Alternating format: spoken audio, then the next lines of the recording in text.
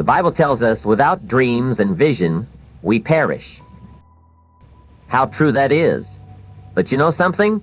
The opposite is just as true. With dreams, we are no longer who we used to be. We can be transformed, molded, reshaped in ways we never imagined possible. You know, earlier we talked about how important it is to set goals, how to choose the ones that matter, and how to start moving toward them. But now let's take it a step further. I want to show you how your dreams can begin to shape who you are, how they can touch every part of your life, and little by little transform you into someone entirely new. Let's start with this. Once you've locked in on goals that truly matter to you, something shifts. You're not the same, not in the way you speak or dress or think or feel, not in the way you greet people or hold yourself in a room. You'll walk differently, talk differently, act differently, because when your goals really matter, everything you do becomes tied to them. Every action leads to or away from them. And if you're serious, you'll start living accordingly. But here's the key. Your goals have to be worthy of you. I once asked a man, "So what are your goals for this month?" He said, "If I could just scrape up enough money to pay these lousy bills." That was it. That was his goal. Now, I'm not saying paying the bills isn't a goal. It can be. But let's be honest, it's a poor one. You don't leap out of bed Monday morning with excitement in your heart because you get to go out there and scrape up enough money to cover the bills. You don't wake up shouting, "Oh boy, another chance to pay off these debts." If you want your goals to move you, to push you, drive you, lift you, then set them high. Set them just far enough out of reach to cause you to stretch and grow. Let them challenge your comfort zone and awaken your imagination. But don't set them so far out there that they overwhelm you before you even begin. There's a balance, and when you find it, magic begins to happen. Let me share something that might surprise you. The true value of setting goals, it's not in achieving them. No, really, the value isn't in the thing you get. It's in what you become in the process. You see, the acquisition of things, that's secondary. The real treasure lies in who you must become to earn those things. Let me ask you, what's the greatest benefit of becoming a millionaire? Is it the $1 million? Not quite. The real value is in the growth you experience on the way there, the person you're forced to become, the discipline you develop, the leadership you learn, the courage, the resourcefulness, the creativity, the self-respect, the personal power. That's the gold. Give $1 million to someone who hasn't earned it, and odds are they'll lose it. Why? Because they never became the kind of person who can keep it. But take away everything from someone who's earned their wealth through growth and learning, and you'll see something remarkable. Before long, they'll have it all back, and more, because the money was never the real reward. Who they became in the process, that's what mattered most. So here's the question you need to ask.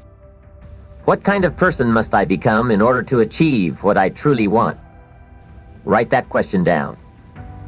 And then write down your answers. What skills will you need to learn? What knowledge will you need to gain? What strengths must you build?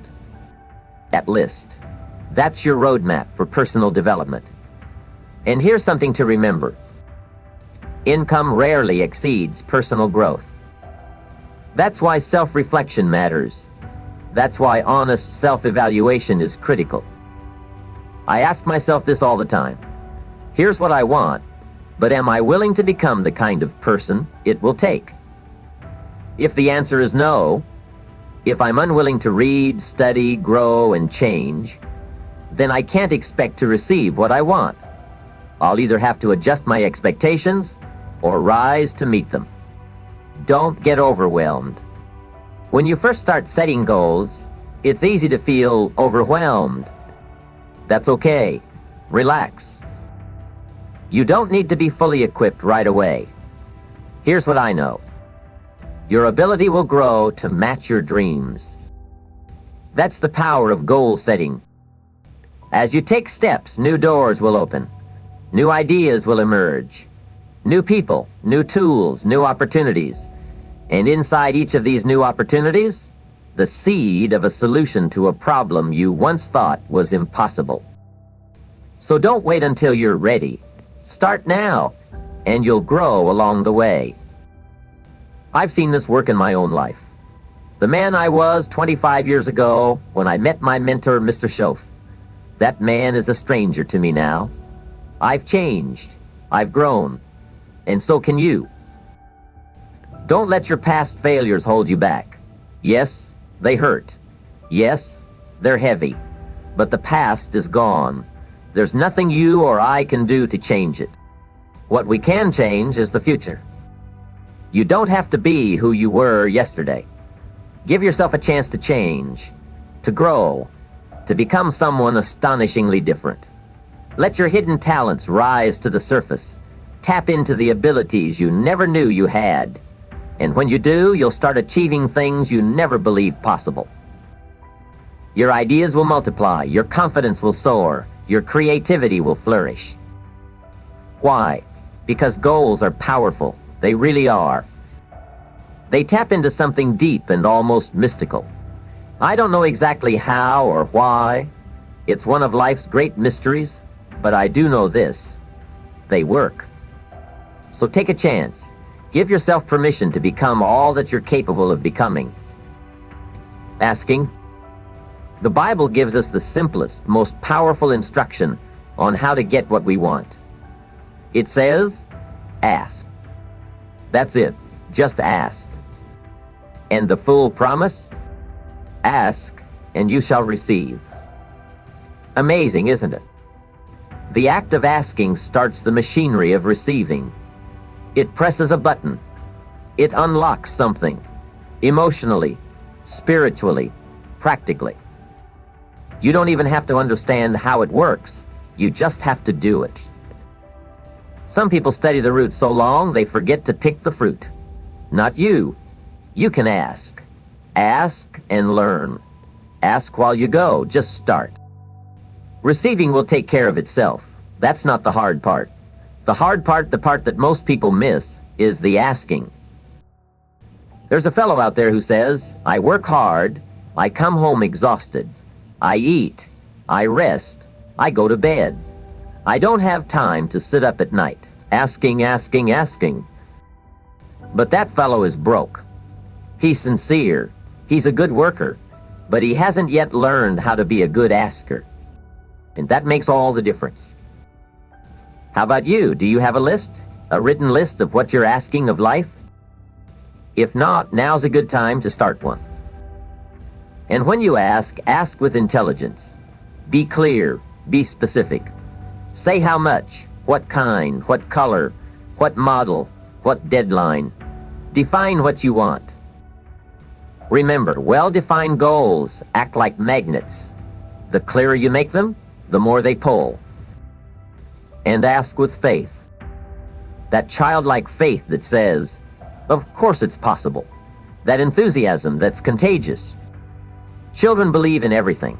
They believe they can fly. They believe in adventure. They believe in dreams. That kind of belief can move mountains. Goals and time management. People everywhere want to manage time better. But here's something vital. You cannot manage time without goals. You can't be productive without clear direction. If your objectives aren't firm and vivid, managing time is just busy work. So write your goals down. That's where true productivity starts. Priorities. Today's fast-pacing world can blur our sense of what matters. We forget the seasons of life. A farmer knows the difference. He knows spring is for planting. It's when he works sun up to sundown. Then during winter, he rests, reflects, repairs, waits. There's wisdom in that rhythm. Learn to use your seasons. Know when to push and when to pause. Don't let life blur into one long grind. Stay mindful of what season you're in. Majors and minors. Learn to separate the majors from the minors in life. Ask yourself, Is this a major thing or a minor one? Then allocate your time accordingly. Salespeople know the only major time is the time spent with a prospect. Everything else is preparation. So don't get stuck on the way to forever. Start being with. Don't spend major time on minor things. And don't waste minor time when you're doing something major. And don't forget, money follows the same rules. Don't spend major money on minor things. And don't skimp on major things. Invest in your growth. Feed your mind, not just your body. Concentration. One slip in concentration can cost the championship. So when you're working, really work. When you're thinking, really think. When you're listening, truly listen. And when you need to daydream, do that too. But schedule it. Don't daydream while pretending to work. Reality check. Even with the best goals and the best efforts, you won't get everything you want. Why? Because it's not a perfect world. Things happen. Crops fail. It rains on parades. Life throws curveballs. But if you follow this system, this process, you'll get plenty. More than you imagined. Just try it. Give it 90 days. Watch what happens. You'll never be the same again.